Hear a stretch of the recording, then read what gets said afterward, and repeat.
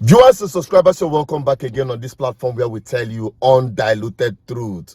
My people, Nigerians, breeze don't blow. Foul Nyash for Kogi State Central don't open. What am I talking about? Now, woman, I do woman, no.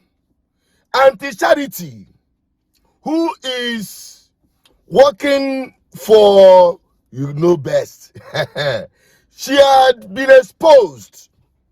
Remember when she came forward with the petition of recalling Senator Natasha, the performing female senator. She said she was representing... Under which platform are you representing? Okay, it is a concern Kogi youths and women. You had her. Edo youth, concerned Edo youths and women. Now, from the petition, the letterheaded is saying totally different thing. That it is from what they call Kogi Central Political Frontier. Wonderful. Who are these political frontiers, if I may ask? You know as much as I do. It's the same people that have made the lives of Edo people miserable. And when people try to inquire, this organization, so to say, that wrote this petition, if it is existing, because they came with a letter-headed paper. You see what CSC said? That they are not on their record to have that name, Kogi Central Political Frontier.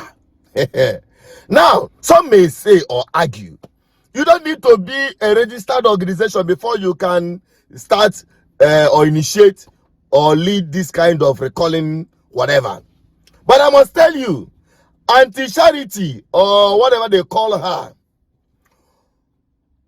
she could have said clearly that she is representing herself and those of them that are cooking this gibberish with her. She should have said, oh, I'm representing on behalf of myself and my family, and not present a letter-headed paper that posed to be an organized organization, registered organization per se. Well, let's keep that aside, because not all registered organizations or unregistered organizations have letter-headed paper. Now, let us now go to the nitty-gritty, because we saw how they were able to come up under 24 hours. Ghana must go full of signatures.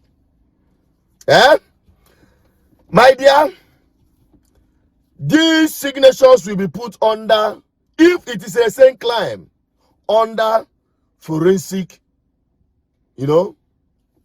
experimentation or examining, to find out if actually, if it is one person that signed all of those, or very few persons that sat down to sign all of, because we know how these things work when it comes to election, how they rig election, much more of recalling process. And who are they even trying to recall? In case you don't know or have forgotten very quickly, this is it. I stand before you today with great excitement, gratitude, and a profound sense of responsibility. This past 1 year has been a journey of commitment, challenges, and above all, unwavering dedication to the pursuit of the well-being of our people and the development of our senatorial district. What is unique about our distinguished Senator Natasha is that she's passionate about humanitarian services. Senator Dwarfed has performed outstandingly. One of the cornerstones of this vision has been the digitalization of education, whereby we deployed 5,000 digital learning devices to public primary and secondary schools across Kogi Central. We believe that education is the foundation of a prosperous society. We commenced the total overhaul of selected existing schools, such as the Abdulaziz Atta Memorial College, former Provincial Secondary School Okene, and the construction of a brand new model primary and secondary school in Osara, as well as the facilitation of a Center for Artificial Intelligence and Robotics at the Federal College of Education, Okene, and Automotive Mechatronics and Cottage Automobile Workshop in the Technical College, Oboroke. We're all here today in honor of our colleague. To thank her for the good work she's doing here. I want to assure her constituents here present that your senator, your representative, is hardworking and representing you to the best possible standards globally. The work done today that we are here to witness is also a testament to that. That the school, that is one of the oldest in the Federation, has been uplifted. The 1 kilometer road we saw as we drove in, done to a very, very high standard. It's just a reflection of what is still to come. She's just getting started.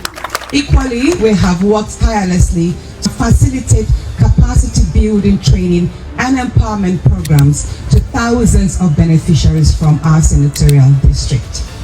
Hence, today, we pull off a massive empowerment of over 1,300 artisans, paying attention to our women and youths. It is amazing that barely 1 year in office, somebody recognizes that these things are necessary for the livelihood of the people. I'm amazed at the quantum of items that have been brought here for distribution. This act will provide a bedrock of stability to families and in turn communities. It's empowerment for us. We are going to use it to make business so that my immediate community will be enjoying it. This branding machine you give me now, I go use them, the grant, use them the work. Go they give me money, I will use and train my children. I love her so much. I appreciate her so much. In fact, she's making us proud. And as a woman that I am really happy to see her doing so much. This is my first time of seeing a senator like this. I was not expecting this from her, but she has did tremendously. I'm looking for who will carry me to America with this keke. Mommy, I can carry you. Oh, yeah, enter. Okay. Enter. I'm so excited, I'm so happy, and she'll continue to be our senator. We love her so much. I am also deeply committed to addressing essential needs such as access to clean water. Through our numerous water projects, we have brought a reliable supply of potable water to many communities, transforming what was once a challenge to a sustainable reality. On the matters of security, the Hima community has been without a police station for 7 years. I'm honored to have my office facilitate the reconstruction and expansion of our community police station, which we commissioned today. This reconstructed Ihima police station to the glory of God Almighty and for the benefit and service of humanity. Thank you very much. As we mark this 1 year anniversary, let me assure you that we are just witnessing the beginning of dividends of effective legislative representation. I'm very, very happy. Thank you for your unwavering support. Together we will build a brighter, stronger future for our beloved senatorial district. You see, a woman that is most outspoken. At time, we ask foreign investors, foreign companies to come down to our soil and invest. And they do so with the sole idea that there will be engagement. That engagement is to yield two results, which will of course serve both countries. On their own part, the companies will make profit. On our own part, we will make profit as well as job creation. You cannot tell me that since 2018, when they were engaged once, that we have not had any turnaround maintenance or any engagement in any of the IOCs that they would have conducted. I can even mention a few because we are going to take this very, very seriously. I can tell you one. They bidded for the FPSO topside for Shell Bonga. There's also a lot of jackets and platforms that they can construct. They can fabricate accommodation platforms. They can fabricate wellhead platforms, connecting bridges, and so many more. And what I'm saying is, it is of serious concern that many of the IOCs today, when there are turnaround maintenance or projects to be executed, they'd rather go and source for companies from their own countryside. For example, Total would rather outsource a particular project to a French-owned technical company. ENI would rather outsource a company that is Italian based, while Korea, Samsung, or is it Korea, whichever country they are from? Korea is, Samsung is probably left stranded. Meanwhile, they are the only one that have invested so much in trust and in faith in partnering and deepening relationships with Nigeria. My question is, why have Samsung heavy duties not been engaged after investing $272 million in Nigeria since the year 2013? Thank you, distinguished. Thank you. Distinguished, permit me to say that, the scope of my presentation is not that I am not speaking specifically to Samsung. In any case, I said that this issue does not, it's not within the statutory scope of UPRC. I mentioned that, but I was sorry, Engineer Komalafe. I'm reading your mandate from your website. What is NUPRC engaged to do? Number one, ensuring compliance. And I read here. The NUPRC ensures that all upstream petroleum operations comply with national and international regulations. That applies to what is Nigerian regulation today, that we build in-country capacity. We create jobs, that as much as we can produce in Nigeria, the oil companies will patronize in-country first before going out to import. Secondly, it's promoting sustainability. That is what NUPRC is established for. The NUPRC promotes the sustainable development of Nigeria's upstream petroleum resources. So you can't shift blame and ball to NCDMB as if it's operating in isolation. In the midst of men, dumb men we carry big head, empty drum, we full that place. That only when you hear their voice is when they are sharing Ghana must go. That is the only time you hear them arguing. But when it comes to intellectual content, when it comes to adding value, you will not see them any day to make any single contribution. Especially that one that went to disgrace himself, dragging Obia Ezekwesili. All of them were dumb ass. Never do well kind of men. Just one woman that had been doing wonders for her constituency. And people are saying that who is even recalling her? And for what purpose?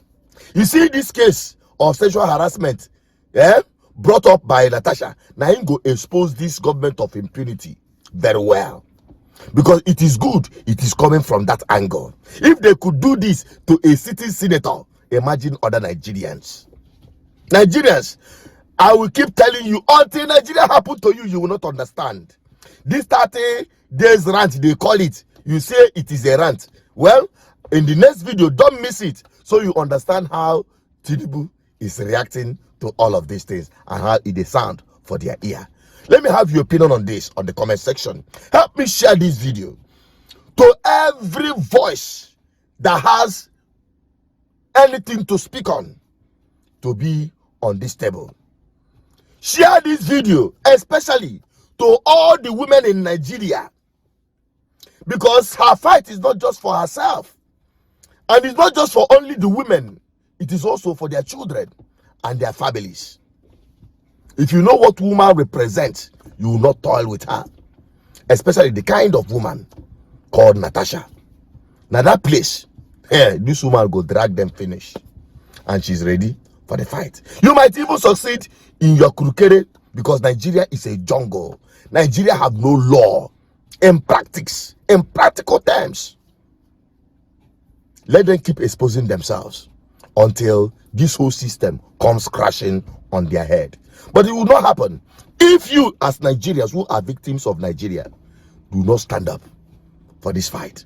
It's not Natasha's fight. It's the fight to liberate yourselves from bad governance. I still remain Suchinadu Peters, your advocate for good governance. Let me have your opinion on this while we share this video to everyone. Bye-bye for now.